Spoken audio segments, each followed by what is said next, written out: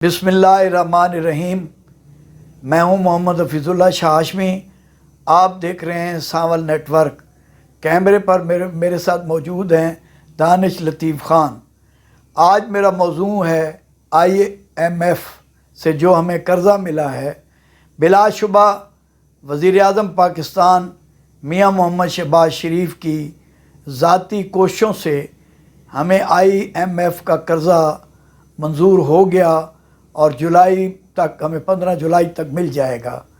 और ये इंतहाई ज़रूरी था कि अगर हमें ये कर्ज़ न मिलता तो हम मज़ीद मुआशी बहरान का शिकार हो जाते। अब IMF का हमें जो कर्ज़ा मिला है, हमें देखना ये होगा कि ये आखिरी कर्ज़ा समझते हुए हमने कैसे इसे इस्तेमाल करना है। इसके साथ ही मैं ये भी बताता चलूँ कि इसमें चाइना और सऊदी अरब का एक अहम किरदार रहा है और हम चाइना जो हमारे साथ हमेशा मुश्किल वक्त में दोस्ती निभाता है, हम उनके इंतहाई शुक्रगुज़ार हैं। बाकी अब IMF के साथ हमारा जो मुआहदा हुआ उसके साथ ही महंगाई और फिर गुर्बत का वही हाल होगा जो हाल पहले चल रहा है। अब हमने देखना है कि हम इन कर्ज़ों को कैसे उतार सकते हैं और पाकिस्तान को कैसे मुआशी तौर पर खुशहाल कर सकते हैं।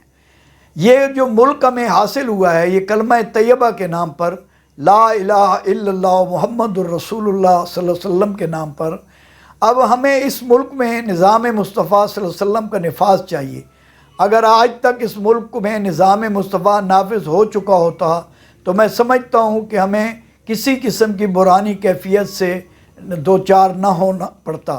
लेकिन अब हम निज़ाम मुस्तफ़ा की तरफ पहला कदम रख कर कि वफाकी शरई अदालत ने भी सूद को हराम करार दिया है, तो हम इसको सामने रख कर ये इस सूद को की लानत से इस मुल्क को छुटकारा हासिल दिलवा सकते हैं।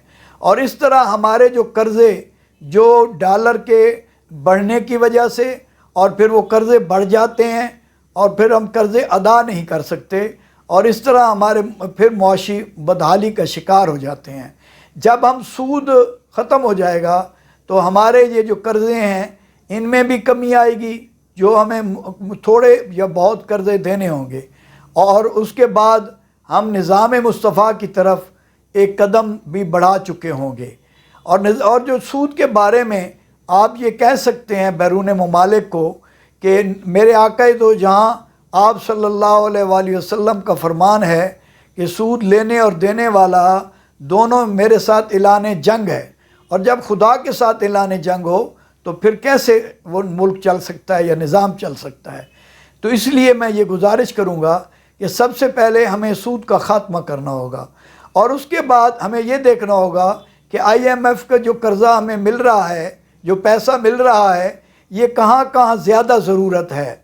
सड़कों पर है, पुलों पर है, या हमें उन जो कारखाने बंद हैं उन कारखानों को चलाने के लिए हमें चाहिए, या बिजली फराहम करने के लिए चाहिए, हमें तेल सस्ता करने के लिए चाहिए। तो इन चीज़ों को फिलफौर मामलात तय करने चाहिए। और फिर जो हमारा तबका है, जो अशराफिया हैं, वो अपने जो मामलात हैं, ख़ुसूसन वज़रा हैं, सदर पाकिस्तान, गवर्नर्स हैं, या ये जो लोग हैं, इनके आप कोशिश करें कि इनके अखराजात को घटाएं और गरीब आदमियों की तनख्वाहों को बढ़ाएं। तो इस तरह भी हमारे ये जो बचत होगी उससे हमारा मुल्क मुआशी तौर पर मुस्तहकम होगा। और फिर मुल्क जब अब निज़ाम मुस्तफ़ा की तरफ ले जाएंगे तो मुल्क के दीगर मसाइल भी बआसानी हल हो सकेंगे। तो मैं इसके साथ ही ये उम्मीद करता हूँ अपनी हुकूमत से कि वो इस तरफ ख़ुसूसी तवज्जो देगी और इस मुल्क को खुशहाली की तरफ ले जाने में ये इक़दामात ज़रूर उठाएंगे ताकि मुल्क खुशहाल हो और हम जो है वो गरीब तबका वो ऊपर उठे और महंगाई और गुर्बत से हमें निजात मिले। और गुर्बत जो है, ये जो महंगाई है, ये तब कम हो सकती है जब हम तेल और बिजली को सस्ता करें। बिजली सस्ती करने के लिए ہمیں کالا باغ ڈیم پر ایک بار پھر کام کرنا ہوگا، اگر دیگر ڈیموں کو بنانا ہوگا تاکہ بجلی سستے داموں فراہم ہو، اور تیل کے لیے ضروری ہے کہ ہم جیسے روس سے معاہدہ ہوا ہے اسی طرح ایران سے بھی معاہدہ کریں اور فوری طور پر وہ تیل سستا فراہم کر کے تیل کی قیمتوں کو کم کریں، اور جو گیس کا منصوبہ ہے ایران کا اسے بھی مکمل کرنے کے لیے ہم تگ و دو کریں، اور ہماری سرحد تک گیس پہنچی ہوئی ہے گیس لائن، تو آگے ہم اس گیس لائن کو آگے بچھائیں اور ان سے سستے داموں گیس لے کر اس سے بھی ہم اپنے ملک کو فائدہ پہنچا سکتے ہیں۔ بہت شکریہ۔